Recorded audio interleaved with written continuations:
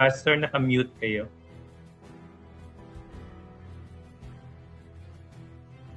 Ayun, kaya pala hindi ko marinig sarili ko. Anyway, naninibago po tayo mga kaibigan, Brother Toto, kasi nasa ano tayo ngayon, nasa Facebook tayo ngayon.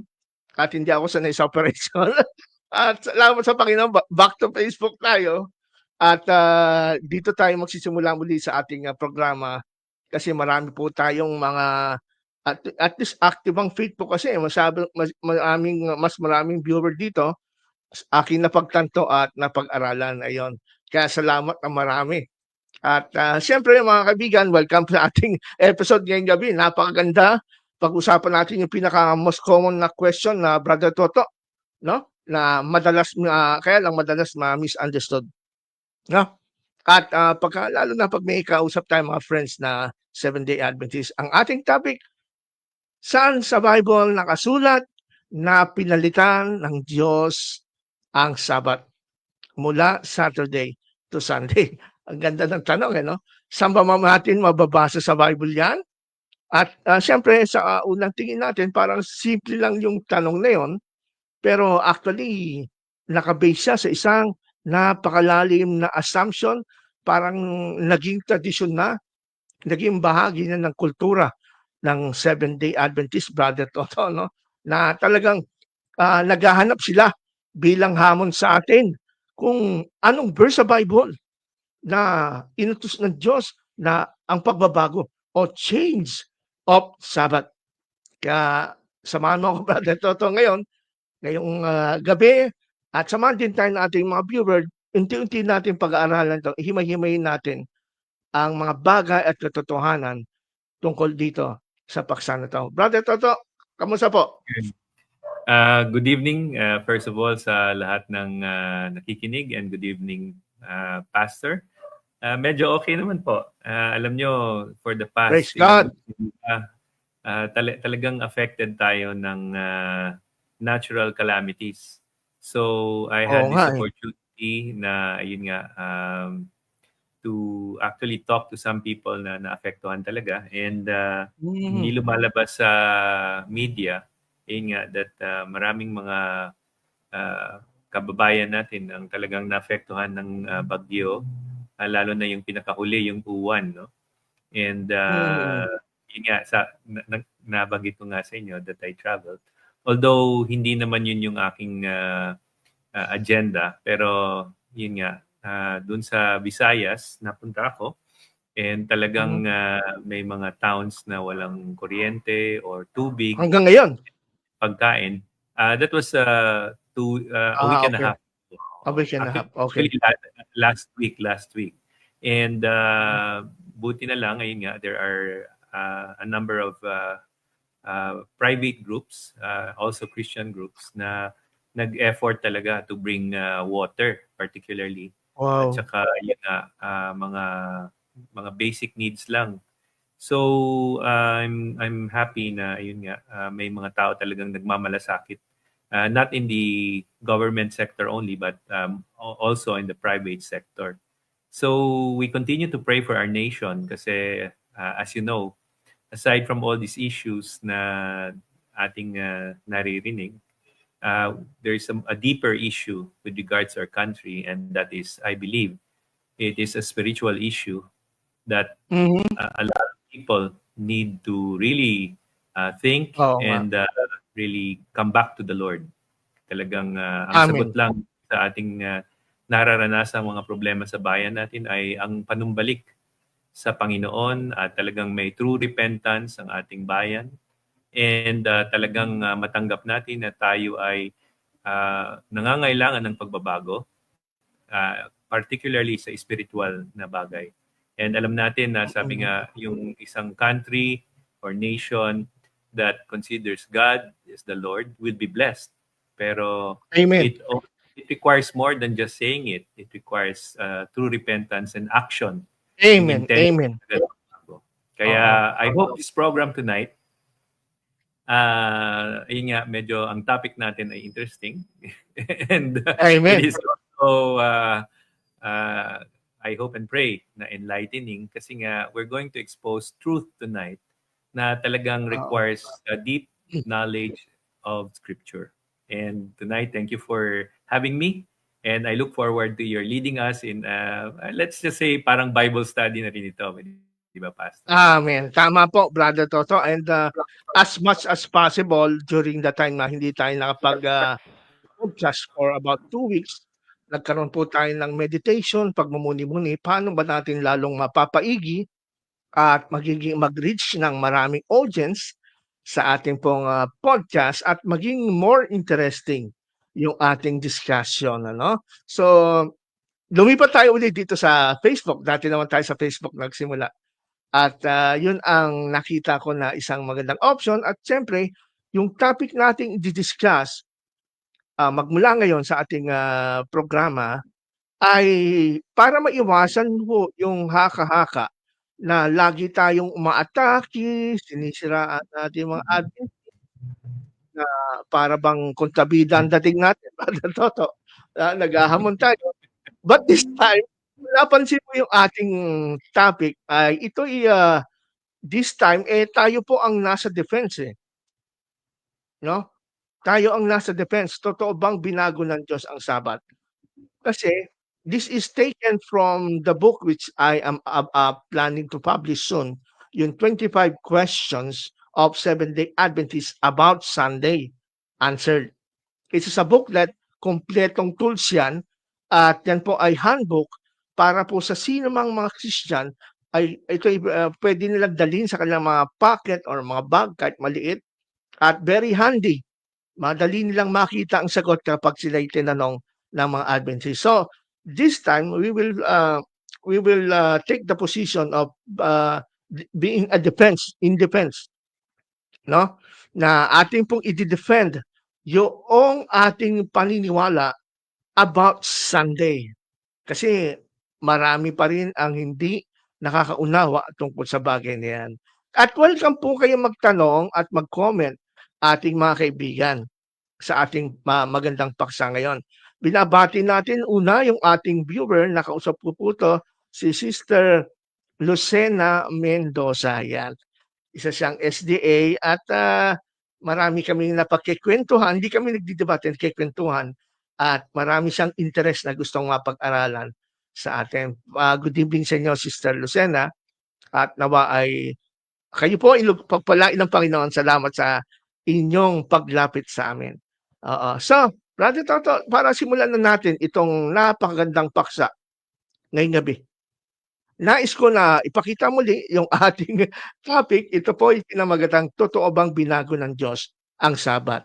Kanina lang, Brother Toto, bago tayo mag-online, nakakita ko sa Facebook ng isang programa ng Adventist sa US na merong isang babae nagle-lecture. Inuulit-ulit niya yung binago ang Sabat. Ang Sabat ay pinalitan ng Pope at ito ay wala sa Biblia at ginawang Sunday.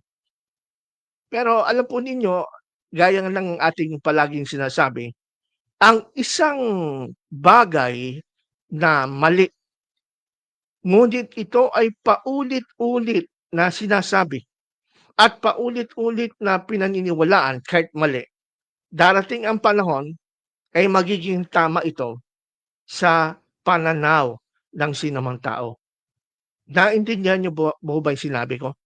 Ganyan po nangyayari. Marami pong mga kasinungalingan ngayon at napatunayan na kasinungalingan pero pinaniniwalaan pa rin ng mga tao dahil ito ay paulit-ulit na itinuturo at pinangangaral.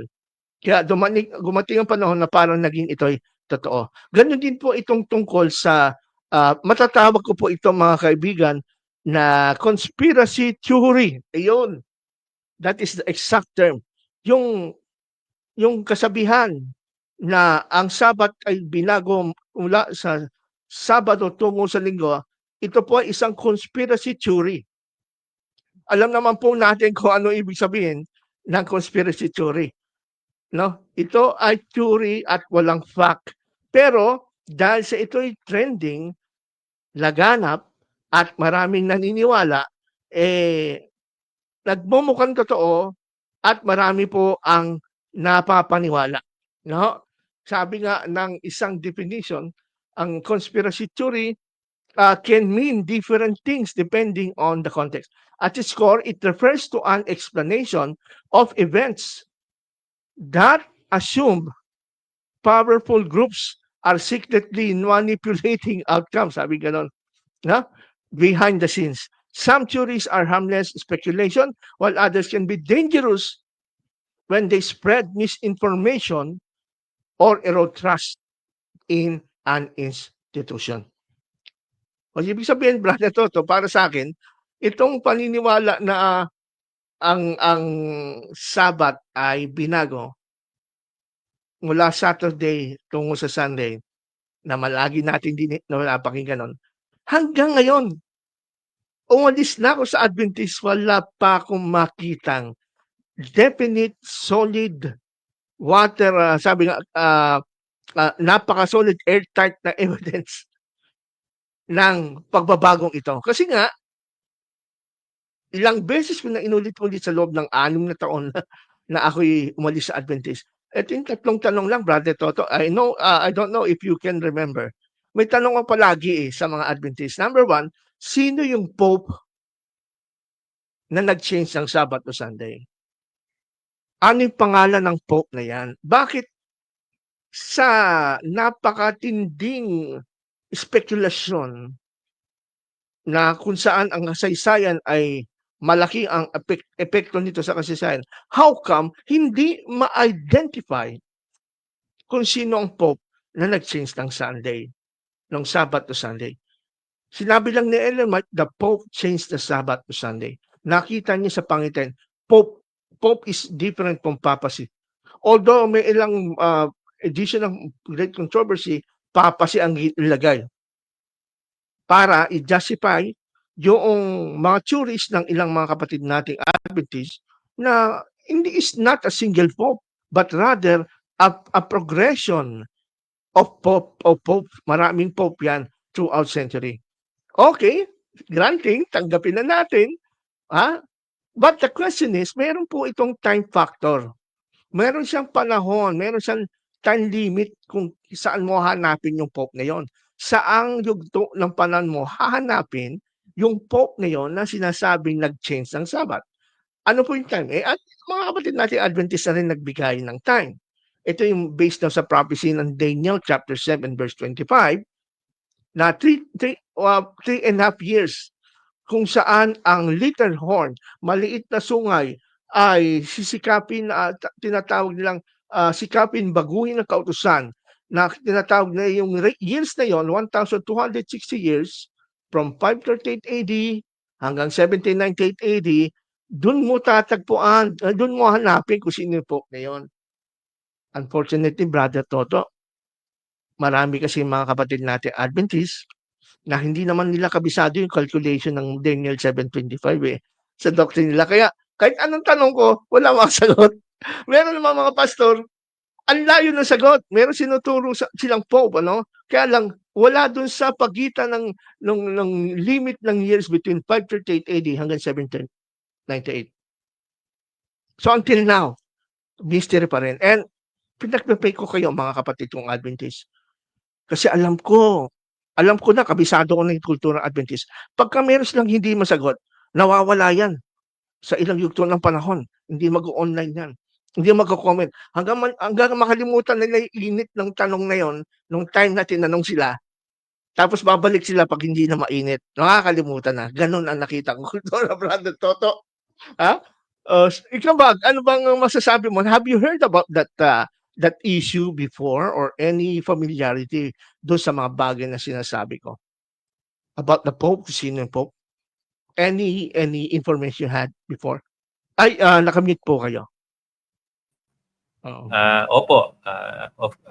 Sa aking spiritual journey and I was a former Seventh-day Adventist. Siyempre po, yung discussion had been something that had been repeatedly, paulit-ulit na dinidiscuss. And it all boils down to really answer the question is to go into scriptures and to check on history. Kaya nga yung sa inyong binanggit kanina. Now, history is very important kasi nga dito natin makikita kung ano yung practices ng times of the early church. And Tama. maraming yun nga, mga speculations lang, lalo na from the Seventh-day Adventist Church with regards to binago ba talaga ng Pope ang Oo, oo. Sabbath from Saturday to Sunday. Yes. So, as you mentioned, wala talaga. And for me, I had to have faith in what the pastors inside the church and also what Mhm. the church was saying at the time or the organization.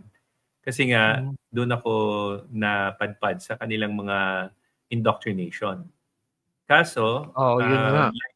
like anyone else who's seeking the truth, kung talagang one would open their hearts and minds and allow the Holy Spirit to speak, Iyon ang na pinakamahalaga. yung lumalabas na, yun nga, maraming discoveries, particularly today, na available na sa ating mga search engines. And if you look at history, hindi ka na kailangan pumunta pa sa library. Kailangan lang marunong ka Oo, maghanap ng data. oo. And today, I think more and more of our Adventist friends are getting Mm. access to it. Kaya napapansin natin na nagsusoften up yung ibang mga nakakaalam and nagkakaroon na rin sila ng realization. Particularly those Hmm. who are really going into scriptures, yung talagang naghahanap ng katotohanan at binabasa talaga yung context ng Oo. kasulatan.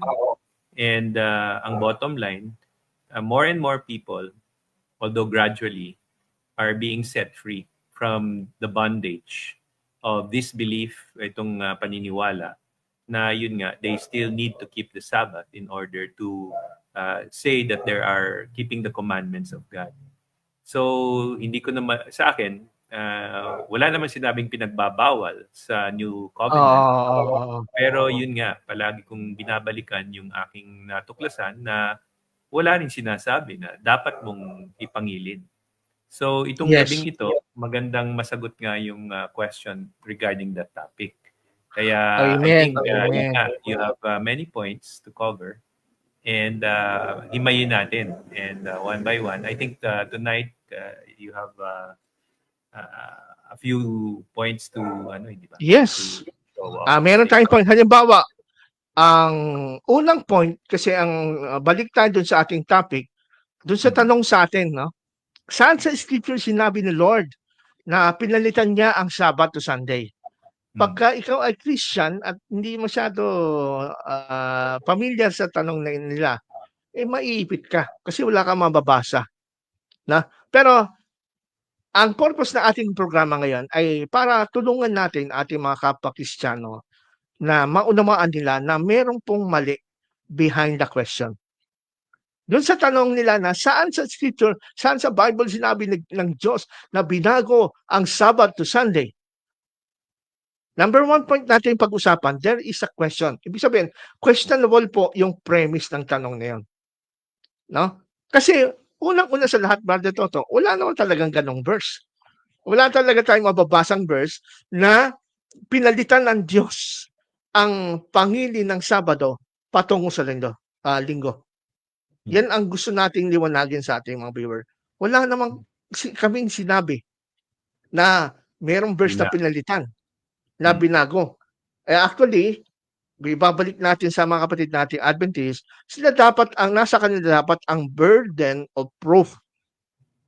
Ang burden of proof ay nangangahulugan kung sino yung nagke-claim, kung sino yung naniniwala na isang bagay Mhm. ay tama, dapat siya ang maglabas ng True. evidence o Bible verse. At wala naman tayong sinasabi sa mga kapatid nating Adventist, Brother Toto, bilang Christian, na pinalitan na ang Sabbath to Sunday ayon sa Bible. Wala tayong ganun eh. In Wala. fact, sila ang meron. Pinagamit nga nila yung Daniel 7:25, di ba? Yung little horn ay he thought to think that Claim. to change the law and times. O ngayon, matagal ko na naharap ito pero sinishare lang natin sa ating mga viewers na mga Christian para maging handa sila pagka meron silang Adventist na nagtanong. Ibalik natin yung tanong, saan nga po pala sa record ng history? Kayo po kasi ang nagki-claim niyan, kami hindi. na binago ng Diyos ang Sabbath to Sunday.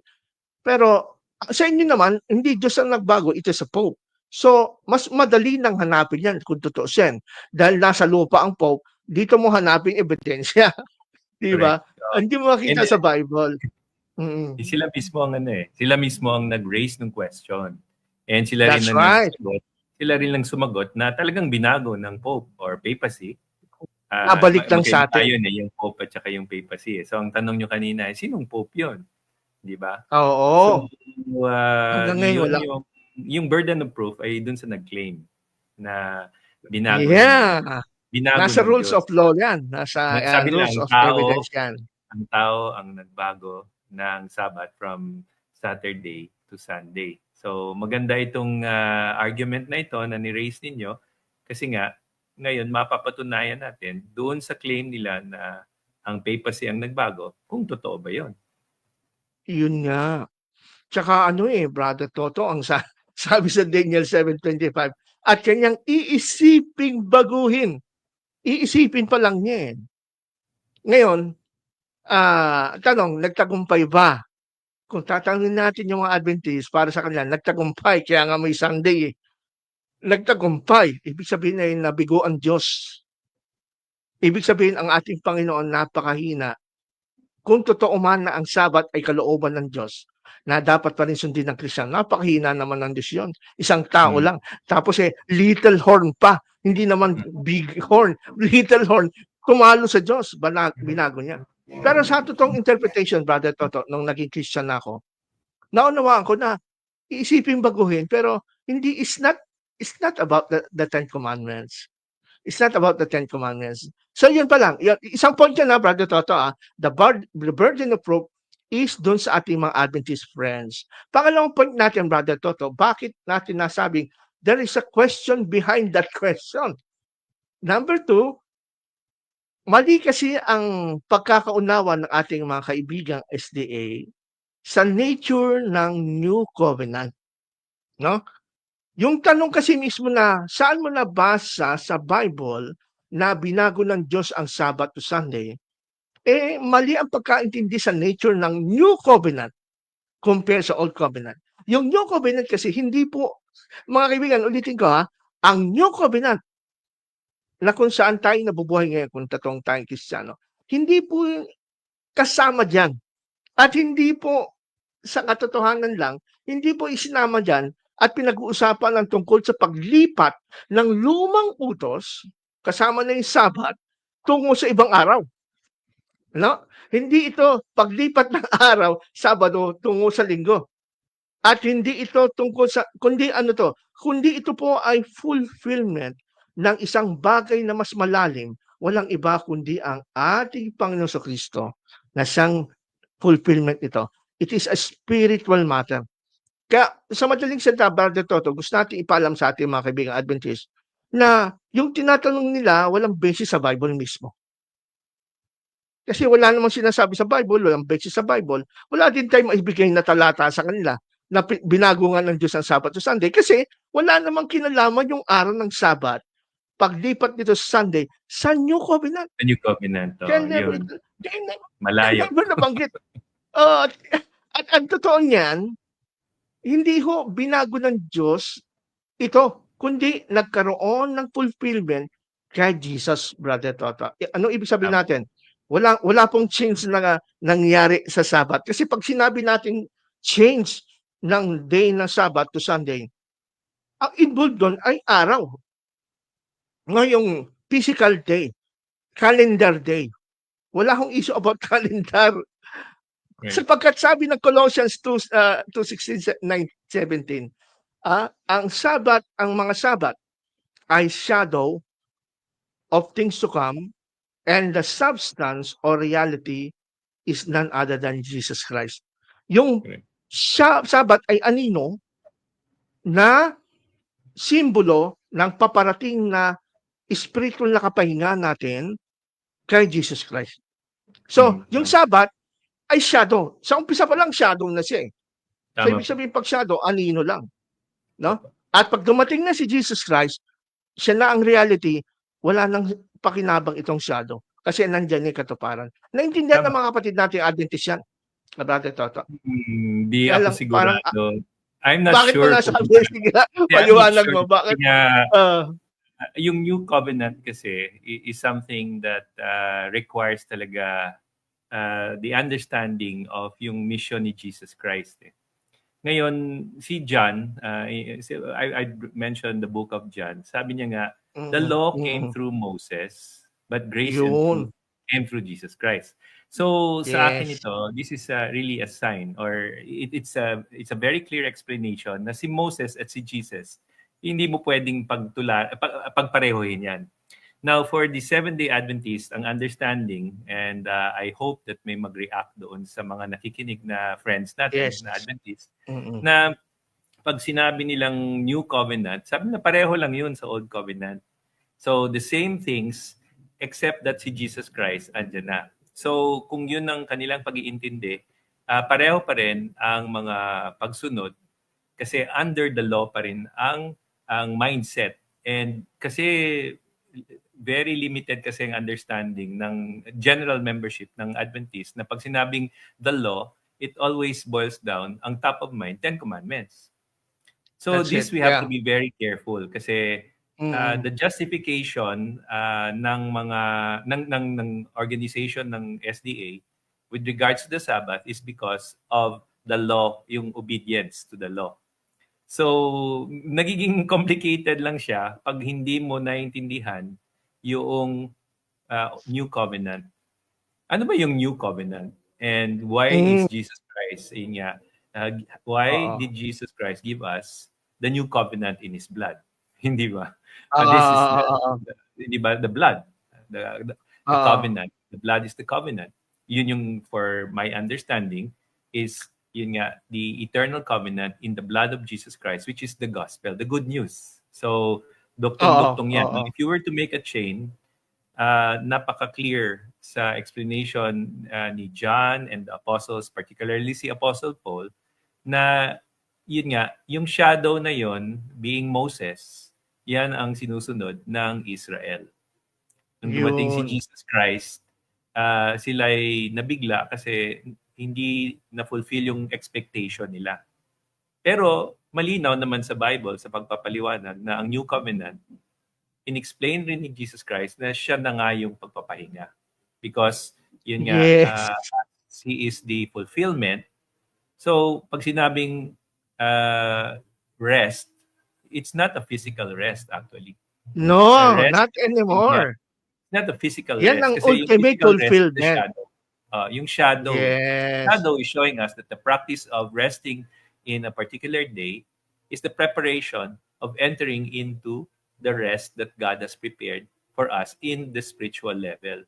So for Amen. me, kung titignan mo yung Sabbath law, that is limited to the Ten Commandments, which I believe and very clearly na confirm yan sa ating mga pag-aaral, that the Ten Commandments are the words of the Old Covenant. Ngayon, pinipilit ng ating mga kapatiran or kaibigan sa Seventh-day Adventist na church na hindi yung Ten Commandments, it's applicable pa rin today. Now, sinasabi natin sa ating pagkaintindi sa New Covenant na yes, there's the Ten Commandments, but we are not under the law. That Ten Commandments is no longer for us. Sa Tsaka atin ano, is Brother Toto, law. napakalinaw no? Uh, Si Jesus napakalinaw. Kung meron mang ipapa-remember sa atin sa under the new covenant, hindi naman Sabbath eh.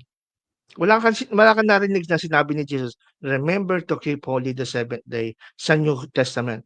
Ang sinabi niya, remember this bread and the cup of the wine. This is my body and this is the new covenant of my blood. Yun yung pinapa-remember niya sa atin eh.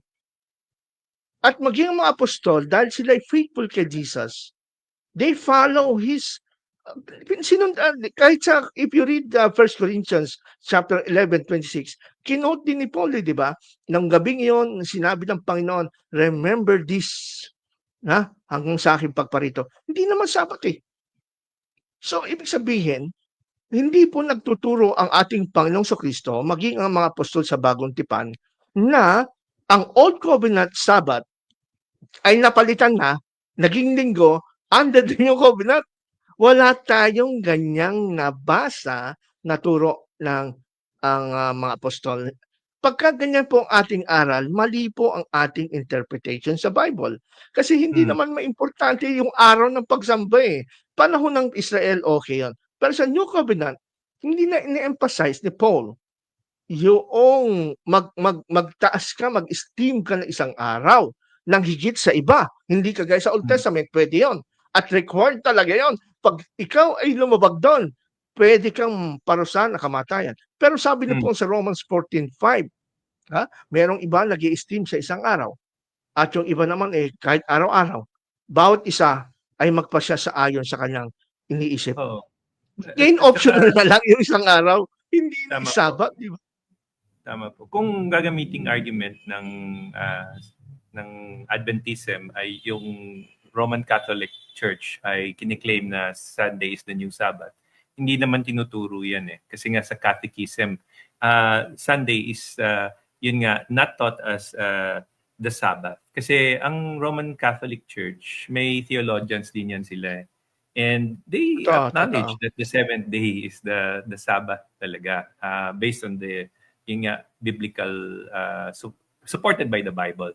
Pero ang Sunday fulfills yun nga yung sa for the Roman Catholic, no, it's the Lord's Day, the day of Christ's resurrection, and the first day of the week, which yun nga they celebrate.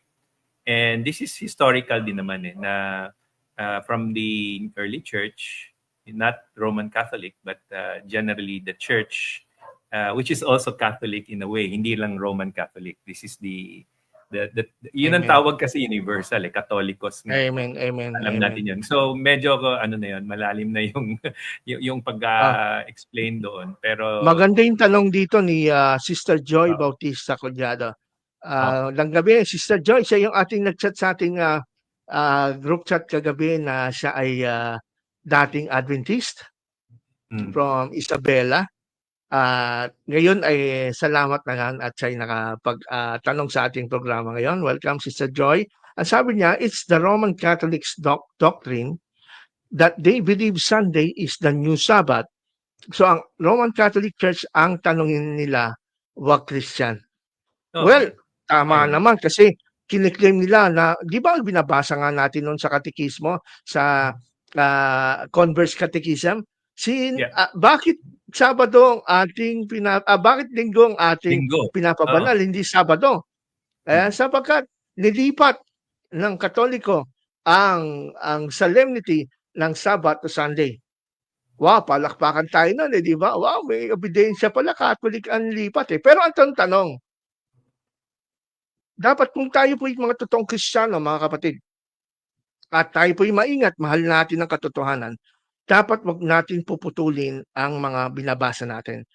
Nung lumabas na ako sa Adventist Brother Toto, meron akong copy ng Converse Catechism. Binasa ko ng tuloy-tuloy. Hindi yung part lang na yon.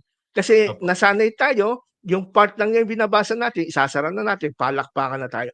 Yung pala, doon sa part na yon, after nung sabihin ng mga Roman Catholic na binago namin ang Sabbath tungo sa Sunday.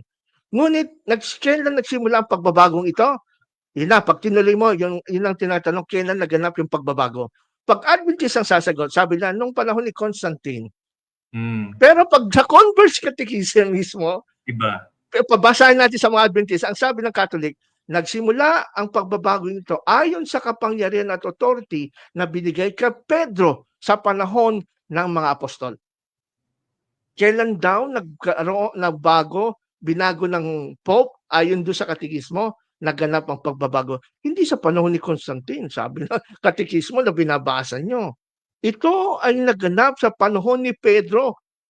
Dahil siya nga daw po ang inatasan at naging foundation ng Roman Catholic Church. Sa panahon pa ni Pedro, ibig sabihin, ang pag-change ng Sabbath to Sunday, in first century. Pero pag alam mo, ilapit mo sa mga Adventist, marami nakikinig sa ating Sabadista ngayon, good evening.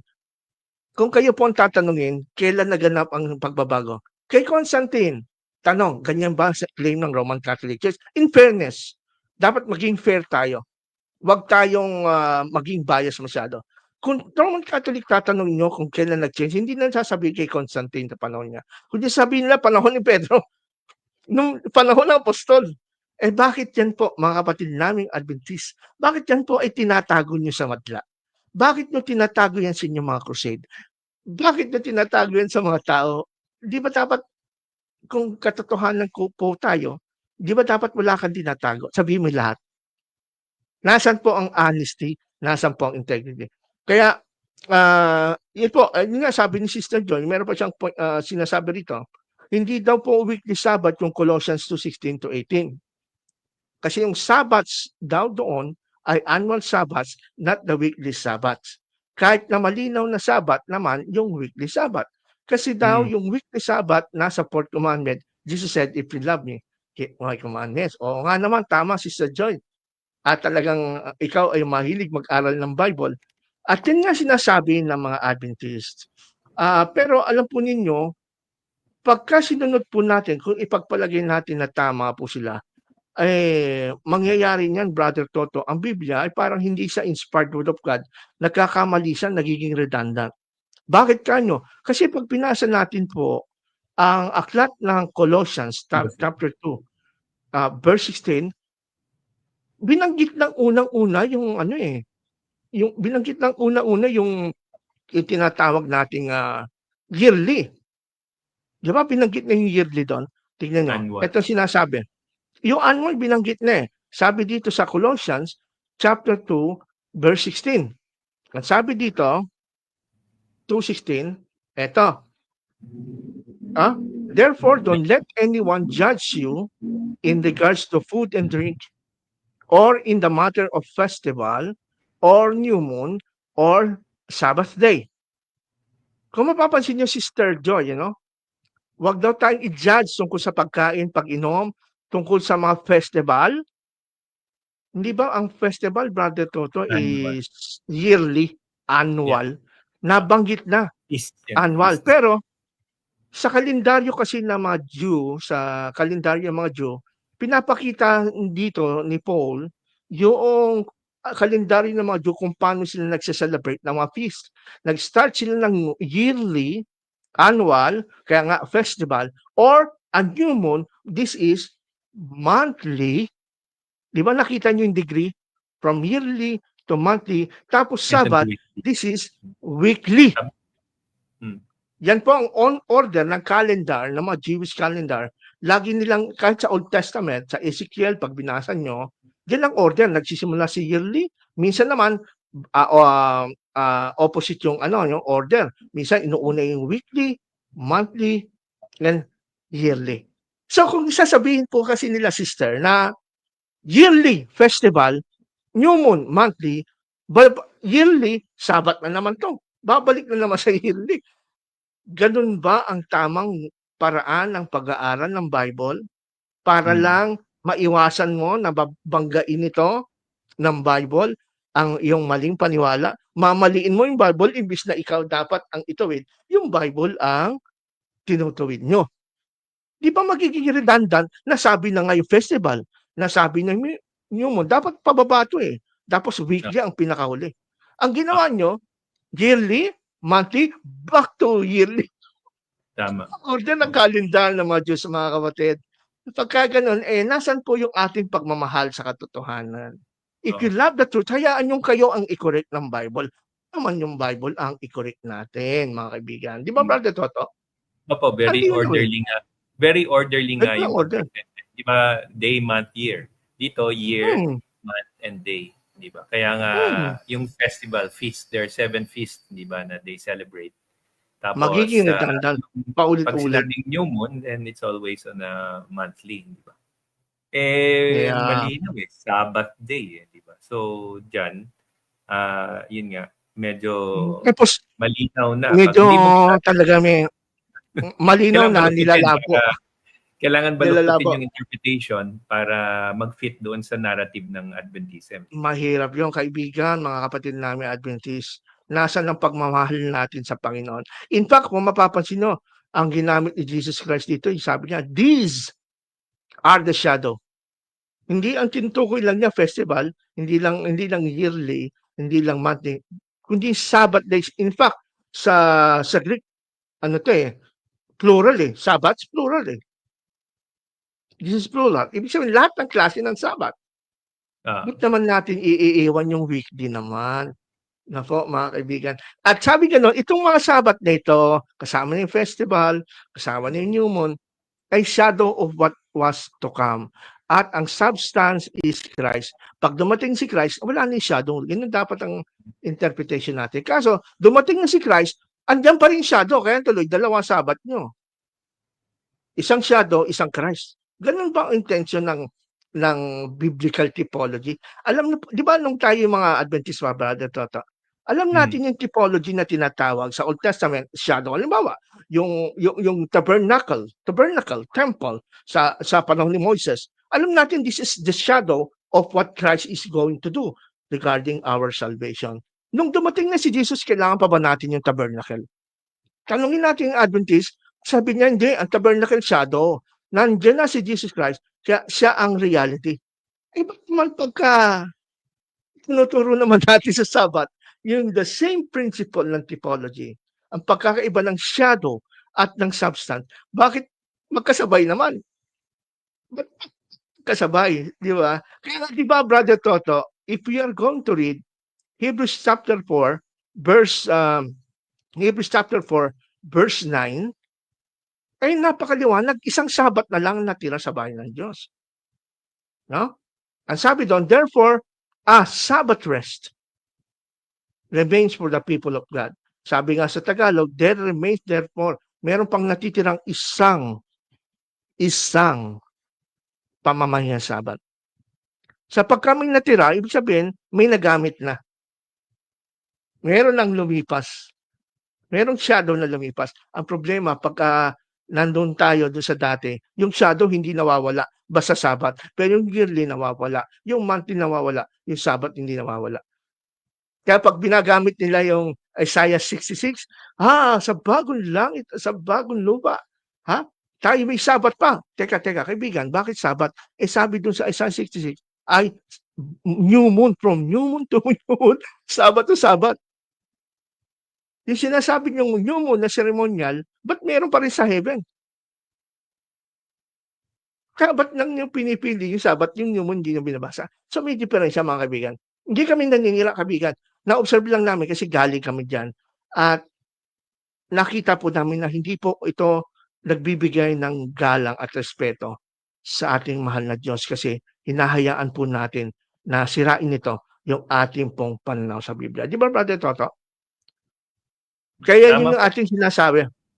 Oo. So, Christ, ibig sabihin nito, Brother Toto, yung Sabat pala sa Old Covenant, hindi siya yung end, but siya po yung end to a means. He is a means to an end. No? Instant. Ang Sabat ay hindi talaga siya ang final goal, kumbaga. Hindi siya yung final goal, hindi siya yung end, but he's just a means to an end. Ang means is the Sabbath shadow. Ang end talaga, ang goal talaga, si Jesus Christ. Kaya nga, di ba sabi sa Romans 10, nang ganon, the end of the law is Christ. Right. Sabi nga sa telos sa Grego, the goal of the law is Christ. Sabi sa Galatians chapter 4, 23, 24, ang kautusan ay naging tagapagturo sa atin hanggang, yung salitang hanggang sa kanila eternal Pero sa Bible, hanggang, may hangganan, may katapusan. Di ba, Brother Toto? Ang comment ko po, ang emphasis kasi ng message ng Seventh-day Adventist is on the obedience of a man in order to be righteous in the sight of God. Di ba? Yung obedience natin. Ang emphasis ng gospel from the Word of God is the obedience of Christ, the fulfillment of which by faith we trust in Him that He's able to, sa atin, represent us and cover us with all the works that He has done on earth. So, yun yung salvation by works talaga pagka in-insist ng isang mananampalataya na his obedience matters when it comes to his salvation. Which is, yun nga ang bottom line kasi is babalik sa Ten Commandments and specifically the Fourth Commandment. And malinaw naman na no one is justified di ba, in the sight of God by keeping the law. And Kaya Apostle nga, Paul, we are justified apart, apart from the hiwalay law. sa law. And Na justified siguro kasama ang law. siguro nababahala ang ating mga kaibigan na Adventist kasi nga, ibig sabihin nun, pwede nang pumatay, pwede nang magsinungaling, pwede nang mga lunya. Hindi ganun ang ibig sabihin nun. Ang ibig Yes, hindi sabihin nun ganun. na pag ang Espiritu ng Diyos ay nasa atin na, yun nga, itong mga bagay ng when it comes to morality. Kasi for me, wala namang immoral doon sa nagtatrabaho ka ng isang araw na, yun nga, like Sabbath, if you work on the Sabbath, that's not immoral, di ba? Ang sa pagkaintindi ko, morality, nga yung ating pakikitungo sa isa't isa at gayon din yung ang pagsilbi natin sa Panginoon sa mamagitan ng pagmamahalan.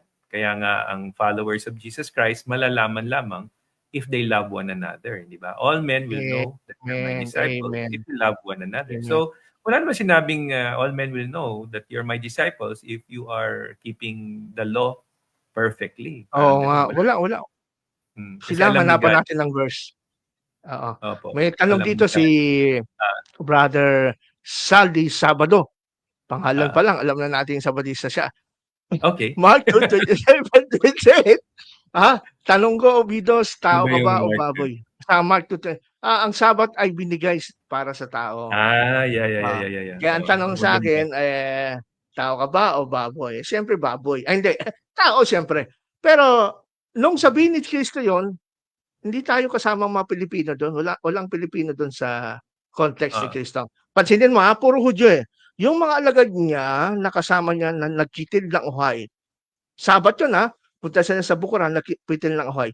Yung bang mga alagad ni Jesus ay tao o Hudyo? Hudyo. Si Kristo, Hudyo o hindi? Hudyo. Tapos sinisa sila ng mga Pariseo. Hoy, bakit mo hinahayaan yung mga alagad mo na sila'y magkitil ng uhay? Yung mga Pariseo, tanong, yung ba Hudyo o hindi? Hudyo.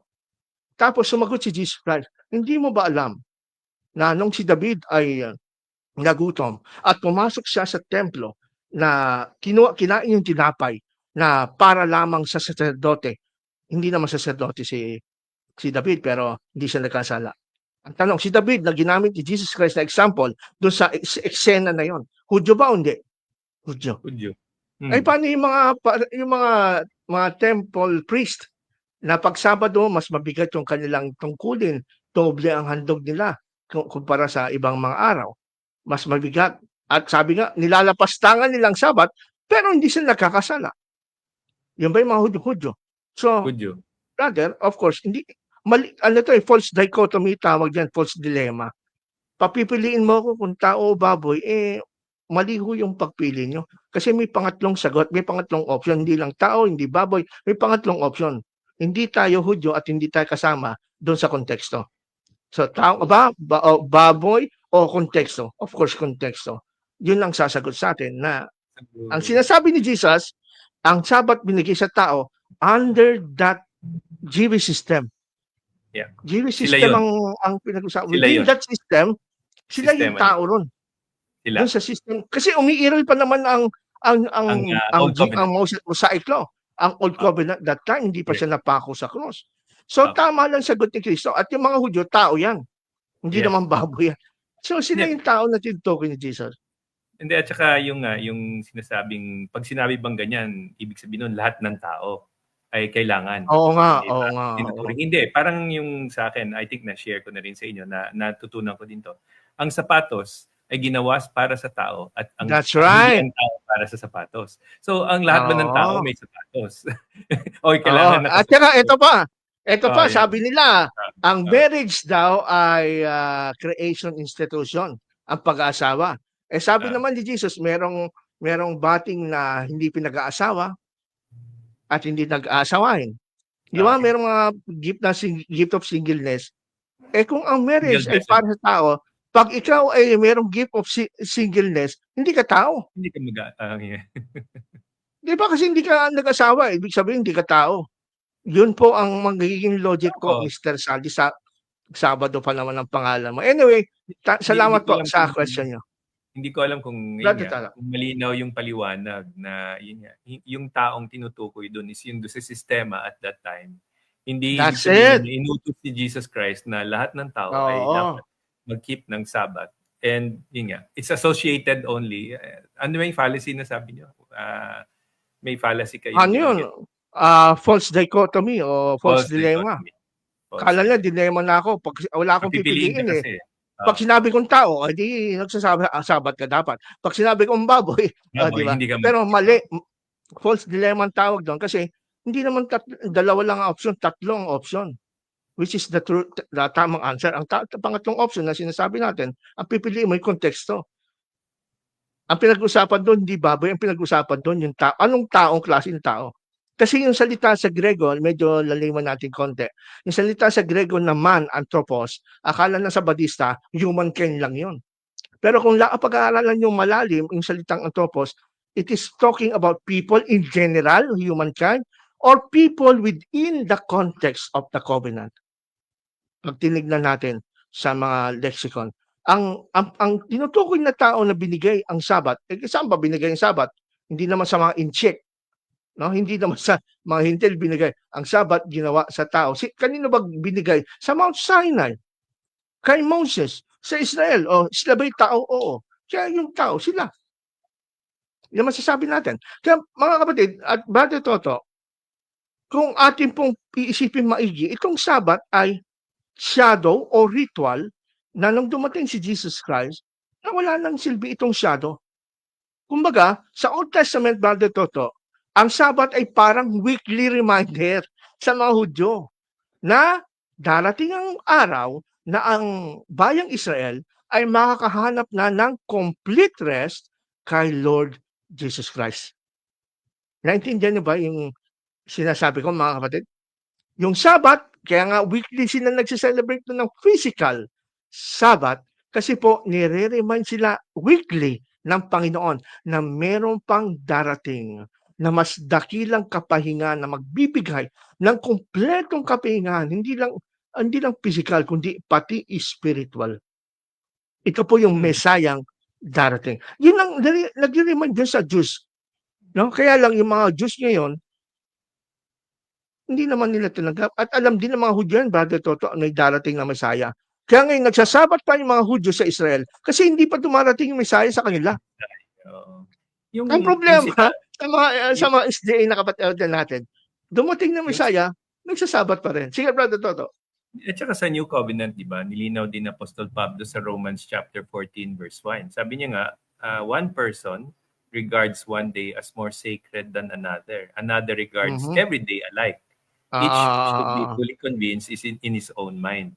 So, ang pagkaintindi ko doon nga, since nagsama na nga yung Hudyo at saka Hintil, so yung mga Hintil, wala naman silang Sabbath day. Yung mga Hudyo, they maintain yung hindi Sabbath sila inutusan. Oo. Hindi naman inutos na mga Hintil, kailangan bumalik kayo kay Moises, except for Galatia, di ba? Kasi sa Galatia, makita natin doon na mayroong force na mga they call themselves Judaizers kasi nga gusto nilang manumbalik ang mga or ma-influence ibalik doon sa Mosaic Law yung mga sumusunod kay Jesus Christ. So doon pa lang makikita natin si Paul ay nagpaliwanag na sabi niya may may tao na ang araw sa kanya ng Sabado ay banal, yung isang tao naman lahat ng araw ay banal. So wala kayong dapat pagtaluhan doon. So ibig sabihin nun, there is no obligation whatsoever to keep the Sabbath day as seventh day. Yun nga. Kaya nga ibig sabihin, kung may Sabat man ngayon, kung may Sabat nga ngayon sa panahong Kristiyano, optional na lang. Optional. Kung gusto mo mag-Sabat, personal choice mo yan, go ahead. Pero kung ayaw mo naman, hindi ka pa rin nagkakasala sa Diyos. Yun ang point natin, Brother Toto. Kasi tapos na yung kanyang purpose bilang reminder sa mga Jew na darating na yung Messiah na tagapagligtas na magbibigay ng kapahingahan sa inyong mga kaluluwa. Yung Sabat na yun, ang shadow nun, sinashadow nun, si Jesus Christ na magbibigay ng kaligtasan. Correct. Hindi lang kapahingahan ng physical kasi Kung papansinin mo sa Ten Commandments, di ba, sa Fourth Commandment, hindi lang naman tao magpapahinga, pati mga hayop eh. O ano Tsaka naman kinalaman ng, di ba? napaka-interesting, no? Yung sinabi niyo ng pagpapahinga. Para sa isang Adventist, ang pagpapahinga niya ay yung araw. Pero sa mind niya, Oo, hindi siya secured na ligtas siya. hindi Kaya nga yun talaga, yung hindi talaga. contradiction eh. So sabi ko, okay, Oo. nagpapahinga kayo ng Sabbath, seventh day, kasi it's for them an obligation with Mm, salvific implication na yung tama. kaligtasan jeopardize, di ba? So tignan nyo, nagpapahinga kayo physically, pero spiritually, nag-struggle kayo kasi wala kayong assurance of salvation. So, Yun, di ba? tama. So, may conflict eh. Kaya nga for me, Tama, yun yung great tama, tama, controversy. Yun yung great tama. controversy na nasa mind ng isang Seventh-day Adventist. Nagpapahinga ako ng Sabbath, Oo. pero hindi ako nakapagpahinga sa aking espiritu kasi hindi pa ako Yun, sigurado na ligtas ako. wala nga. Conviction. Talagang may conflict talaga. May conflict Mm. mga kapatid. Alam ko mga Mm. kaibigang Adventist, alam niyo yan sa sarili niyo, hindi niyo naman aaminin yan in public eh. Eh galing naman kami dyan ni Brother Toto. At sabi Amen. nga ni Sister Joy, praise God po sa inyo na matiyagang nagbibigay ng liwanag sa mga kapatid nating Adventist kasi kahit alam nating madalas ay sarado ang puso nila na makinig pero hindi po kayo tumitigil. Amen. Tama po. Hindi po tayo Amen. titigil kasi naniniwala akong mahal ng Panginoong ang ating mga kapatid na Adventist. Jesus died for them.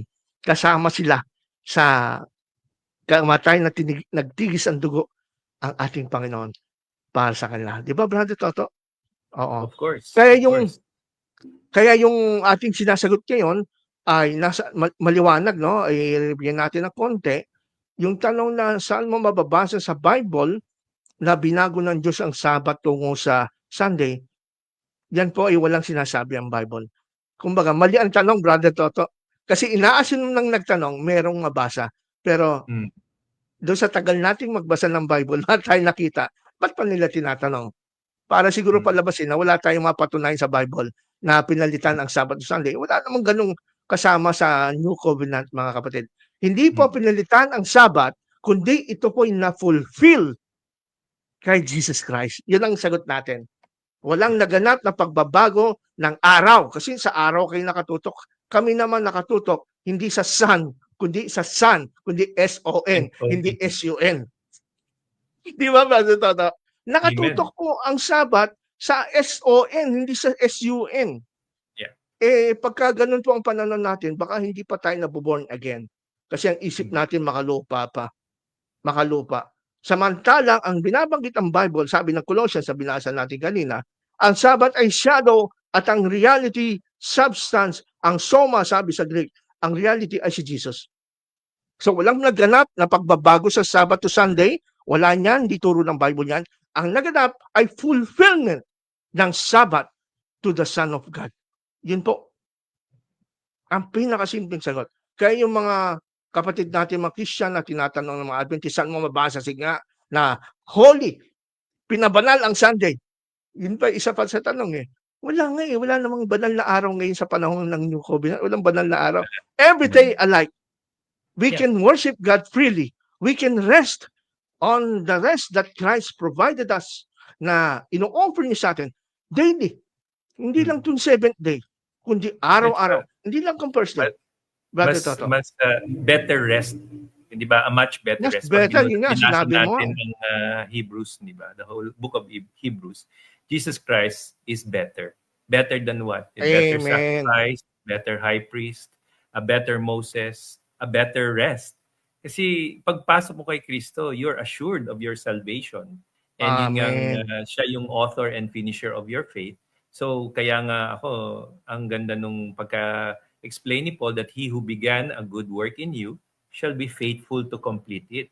We have Amen. nothing to do when it comes to salvation. Kasi nga, that's Amen. all God's work. And the moment Amen. we Amen. say, na I am saved and I maintain my salvation by my obedience is already stealing away the glory from the one and only our Lord and Savior Jesus Christ. Amen. Because He's the only Savior. Oo. Now, your obedience is only the fruit. It's not Oo. product yun nung iyong kaligtasan. Kaso again, many of our Adventist friends are not very familiar with what the new covenant is all about, and even the gospel. I'm very sure if you ask them what is the gospel, they would not be able to explain it. And Oo nga. oftentimes, ang gospel sa Adventist is the three angels' messages. But that's another story. Hindi rin nila maipaliwanag yon ng mga member. Tsaka bago natin iwan yung portion yan, dadako tayo dun sa first day of the week in the early church. Pero before that, atin po muling sasabihin, sa Old Covenant, mga kapatid, yung Sabbath ay parang weekly reminder na darating ang araw na ang bayan ng Diyos, ang Israel, ay makakahanap na ng complete rest with their coming or promised Messiah. At nung si Jesus Christ, pinako, nabuhay si Jesus sa cross, mula sa mga patay, mula sa mga patay, naging reality na yung promise niyon, Brother Toto. Amen? No? Na tinuturo ng shadow na Sabbath, yung darating ng Messiah, na magliligtas sa atin, na magbibigay ng kapahingan, naging reality yung promise na yan nung si Jesus Christ ay nabuhay muli sa mga patay. Hindi nilipat ng mga alagad ang Sabbath to Sunday, kundi isinabuhay lang ng mga alagad ang fulfillment ito sa pamamagitan ng kanilang faith and worship na nakasentro sa nabuhay sa mga patay na si Jesus Christ. Amen? Naging mahalagang event sa mga alagad itong resurrection ni Jesus. Hindi yung sa Old Covenant na Sabbath keeping o pamamangya. Ngayon, dumako tayo dito, Brother Toto, yung sa first day of the week na binabanggit sa Bible. Tsaka ano ba ang pananaw ng early church tungkol dito? Siguro ang tanong natin, Brother Toto, bakit ba naging Sunday ang naging araw ng pagtitipon ng mga alagad? Kung wala naman palang inutos, wala naman palang naganap na pagbabago ng Sabado tungo sa Sunday, how come na maging sa kasaysayan, sa history at sa mga early records ng mga church fathers, how come na ang Sunday ay naging gathering day ng mga alagad? Ang totoo po niya, mga kapatid, after ng resurrection ni Jesus, which is the greatest event in the history, no? Nagsimulang mag-gather ang mga early believers during the first day of the week. Mamatanda mo, Brother Toto, nung time na si Jesus Christ na-resurrect, pinatay siya. Di ba nagkawatak-watak yung mga alagad? At doon sa John chapter 20, sabi ron, ang mga alagad ay nagtipon-tipon sa isang bahay na nakakandado ang pinto dahil sa takot sa mga Hudyo. First day of the week yun. At biglang lumitaw si Jesus Christ sa harapan nila. Hindi mo lang kumatok, hindi mo lang dumaan sa pinto, kundi bigla siyang nakalusot, nakapasok sa kwarto. No? That is for them is a miracle. They cannot believe their eyes. How come? Na itong at nakita natin ng ating mga mata na namatay, na at tumigis ang dugo, ang mga tinik tinik na korona sa ulo, at siya'y sinaksak pa na sibat sa tagiliran. Patay nung ibinaba sa krus, kitang-kita nating libing siya. How come ngayon siya ay buhay? Wala man ang glorified body siya. Glorified body. So para sa kanila, ito ay isang milagro. Ikaw naman, Brother Toto, nakita mo sa harap mo kung paano kinatay yung tao. Tapos, after 3 days, biglang kakatok sa bahay mo. Baka sabihin mo po, nagmumulto. Hindi. Totoong si Jesus Christ. Nagpahawak pa nga siya ng kamay niya, di ba? Hipuin niyo nga ang aking mga kamay. Ako rin nga, sabi niya. So, hindi ang naging Sunday po ang pagtitipon ng mga alagad batay sa record ng Bible. After nung makita nila merong milagrong naganap.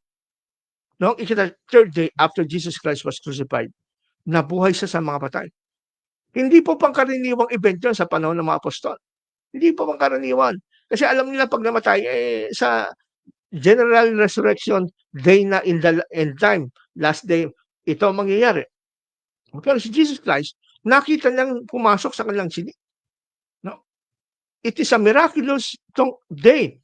Di ba ganun ang kagulan natin, Brother Toto? Pag merong bagay na nangyari sa atin, isang event na hindi natin malilimutan sa araw nito, madalas natin sinasabi, itong araw na 'to, hindi ko makakalimutan.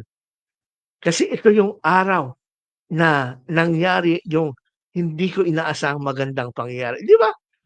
'No? So, kaya no wonder naging importante po ang araw ng Sunday sa mga alagad ngayon. Hindi sila gumawa ng rule, mula ngayon Sunday, wala kang mababasa na gumawa sila ng rule. Napalitan na natin Sunday na, hindi na sabi, hindi.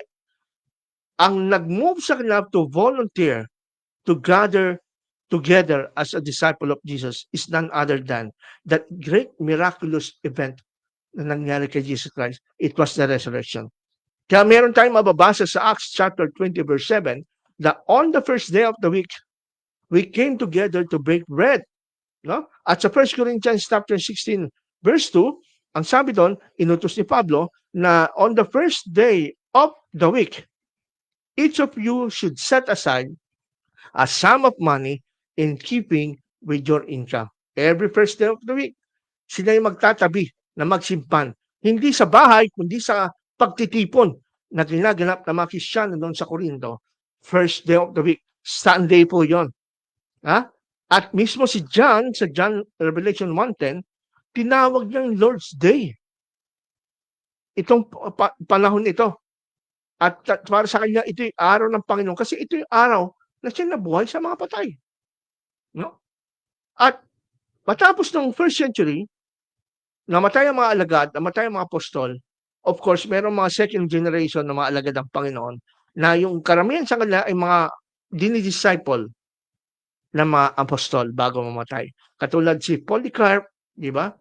Si Ignatius, yan po ay mga personal na kakilala ni Apostle John at kanya pong mga dinidisciple niyang mga yan. No? Kung sila po ay may pagkakataong magtanong kay John, they ask a lot of questions about Jesus Christ and about Him. Kaya po, nung dumating yung second